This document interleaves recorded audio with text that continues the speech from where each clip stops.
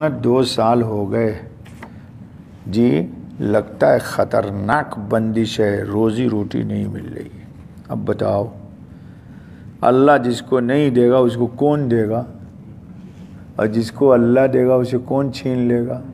हमारी रोज़ी अगर जादूगर के बस में हो तो इतने दुनिया में मुसलमान है जादूगर किसी को खाने ही न दे लेकिन कल के दर्स में आया था ना, या तो हमारे किसी माजी के गुनाह की सज़ा है या हमारी इब्तिला है।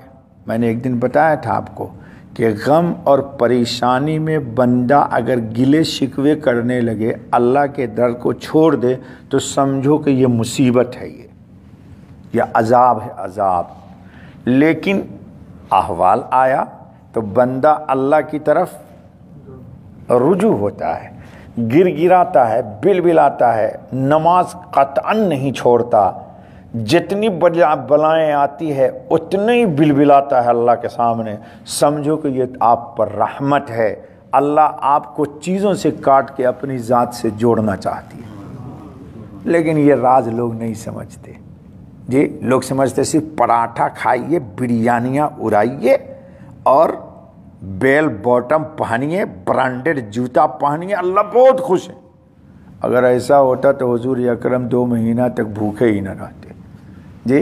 हमने समझा हुआ है कि अल्लाह की खुशी की दलील ये है कि खूब माल मटेरियल मिले। नहीं दोस्तों, हमारी तकदीर का लिखने वाला, और तकदीर पैदाइश से पहले लिखी तो जादूगर वहीं चला गया तकदीर लिखने, अल्लाह ताला का कलम पकड़ लिया था क्या उसने? क्या अकीदा हो गया आजकल लोगों का, मुसलमानों। जिसको देखो मोली सब जहां हाथ डालता हूं वही नाकामी होती है।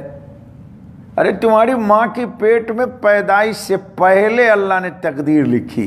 आदम अलैहिस्सलाम की तख्लीक से 50,000 साल पहले अल्लाह ने तकदीर लिख दी है।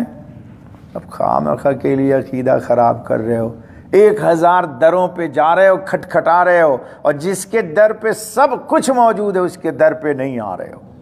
अरे दोस्तों, ये क्या है?